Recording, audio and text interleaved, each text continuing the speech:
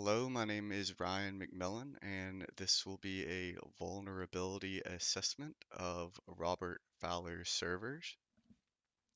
In this presentation, we will discuss the Windows and Linux servers that were set up by Robert Fowler, and we will look at the security of the services that were required to be installed and running on both the Windows and Linux boxes. So the first thing we're going to do is look at the methodology used to scan both of these systems. So both of these servers were scanned using Nmap on a Kali Linux box. And what Nmap does for us is scans both the servers and it'll return what services are open and what port that they are running on. An Nmap quick scan was used for both of the servers, for Windows and Linux. The Linux box located at 192.168.2.36.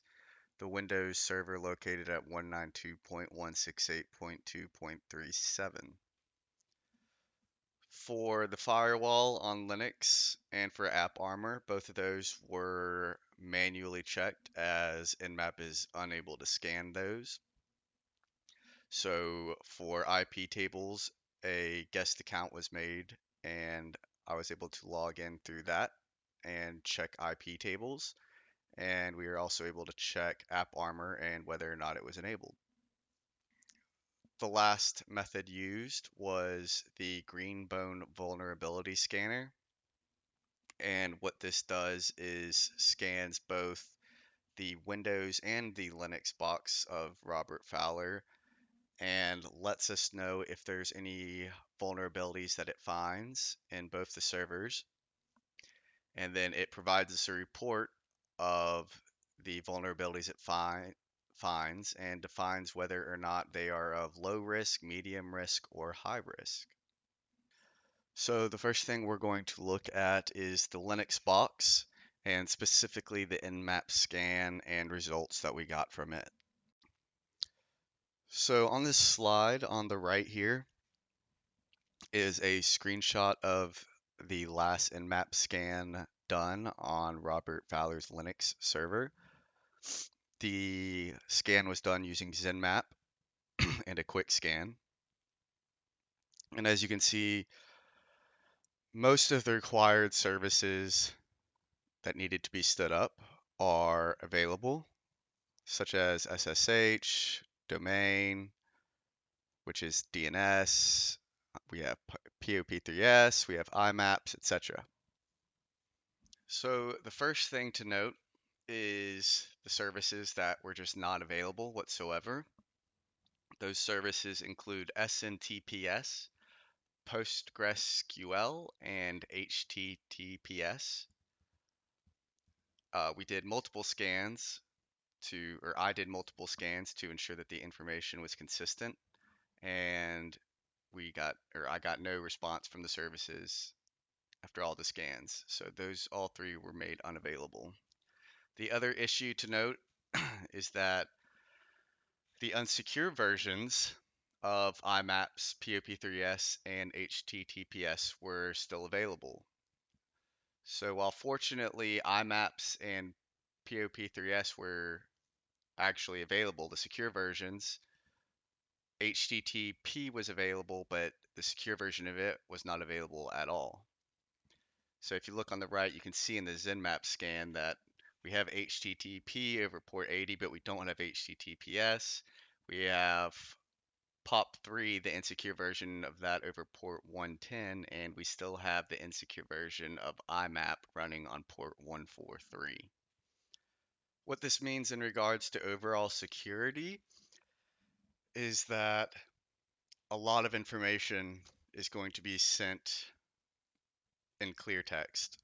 For example, on POP3, man-in-the-middle attacks can happen, and the emails can be intercepted. And those intercepted emails, if not done over POP3S and encrypted properly, they can be read by attackers. Same thing goes with IMAP, same thing goes with HTTP. Anything intercepted, none of it's going to be encrypted, and it's all going to be pretty much available for the hacker to read. And that's the opposite of what we want, which is why it's important to have encrypted services running and unencrypted services disabled. The next thing we're going to look at here, and probably the biggest vulnerability in the server, both of his servers that I found, was the firewall for the Linux server. So as mentioned earlier, the firewall was checked manually by logging in and doing a iptables-l command, which lists all the firewall rules that have been input for IP tables. And if you look on the right, you'll see the results of the iptables-l command and the results. And the results are pretty bad, very bad, if anything. One of the first things to note is the default policy for input, which is incoming connections, was set to accept. The biggest thing that we were told and should have been implemented, first of all, is that the input policy should be automatically set to drop. So if any connection comes from a source that is not input into the input chain, it would be dropped, or if it comes from a protocol that we don't accept. However, with the default policy of accept, as shown here, basically any protocol is able to contact and talk to the Linux server.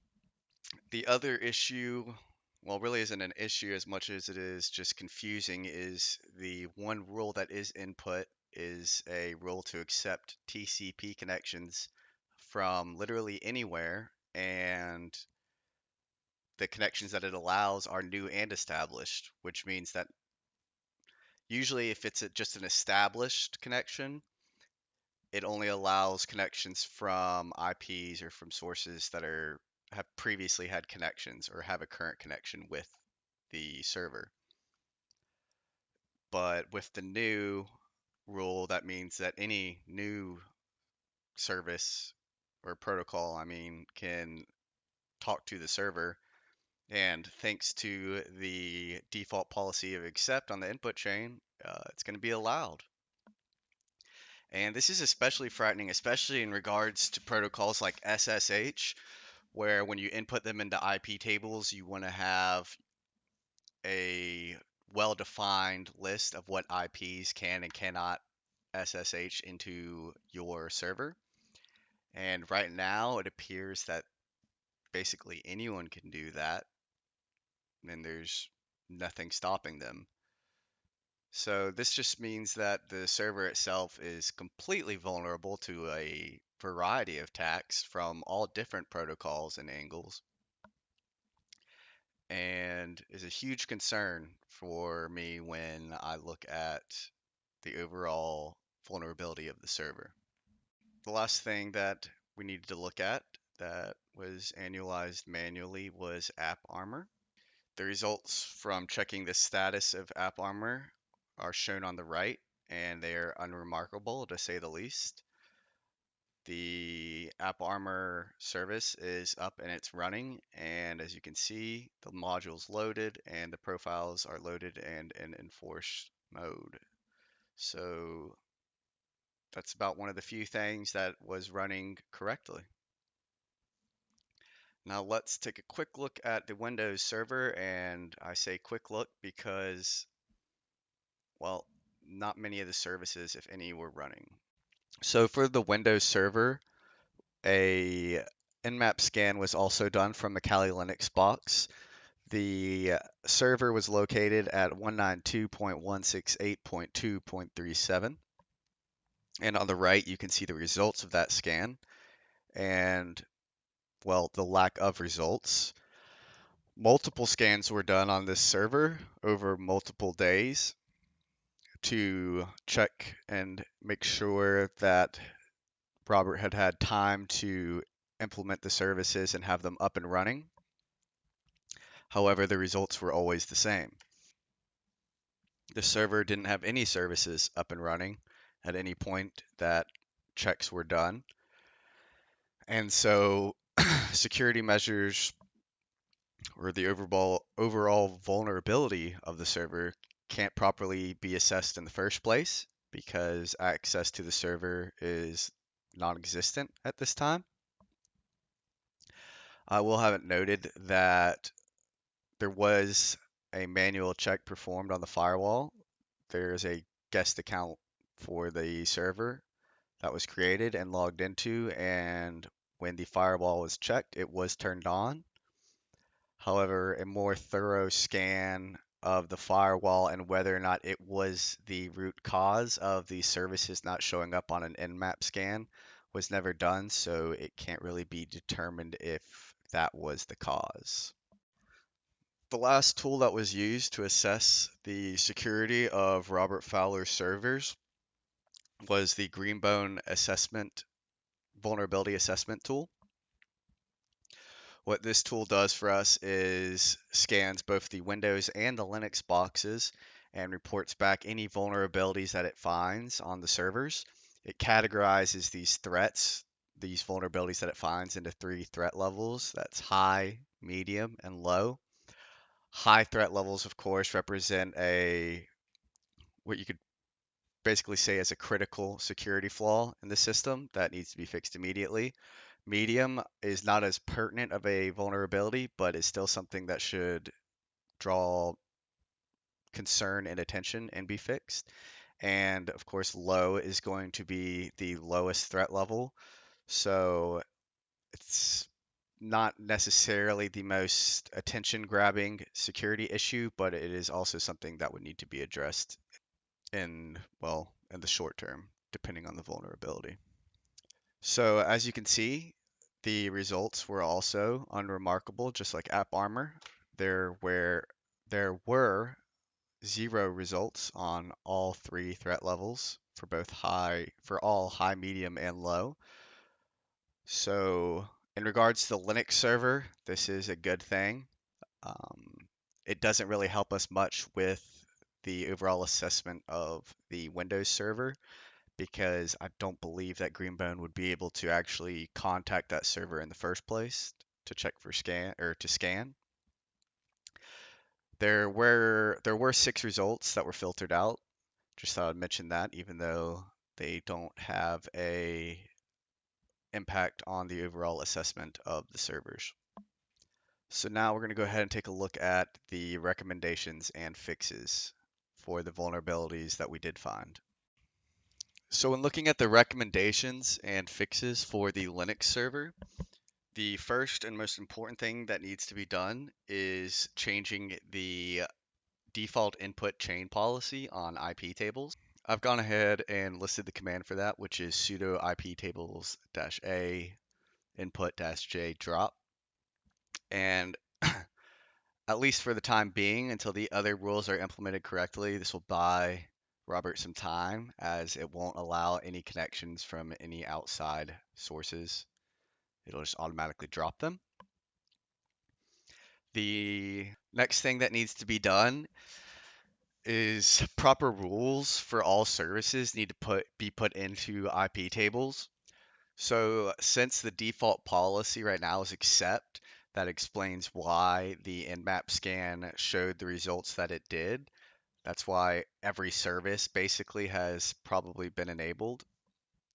And that being the case, I wouldn't be surprised if when the default policy is set to drop, none of those connections will be made available, none of those services, and an Nmap scan would show accordingly with 0 results. So rules for each and one of the services do need to be applied in IP tables. Otherwise, they're all going to be immediately dropped once the default input chain rule is changed. The next thing that needs to be fixed is the IMAP and POP3 services, more specifically the unsecure services that were made available. While I know IMAPs and POP3S were successfully turned on, at least based on the Nmap scan, the IMAP and POP3 services are still available. And first off, they need to be blocked in IP tables if possible. And Robert needs to also check his Dovecot configuration file. In the config file, there is the option to enable and disable both IMAP and POP3, the secure and unsecure versions of both. So the unsecure version needs to be disabled, and this is usually located in the etc dovecot dot config file. And the last thing to do that we recommend that I recommend, is to ensure that postfix and PostgreSQL have both been properly installed. As mentioned earlier, the Nmap scan showed neither of these services are running, and the only possible issue that I can think of is they're just not installed at all. So a simple apt-get install command for both postfix and PostgreSQL can be done, and both of the services will then be installed and running on the Linux server.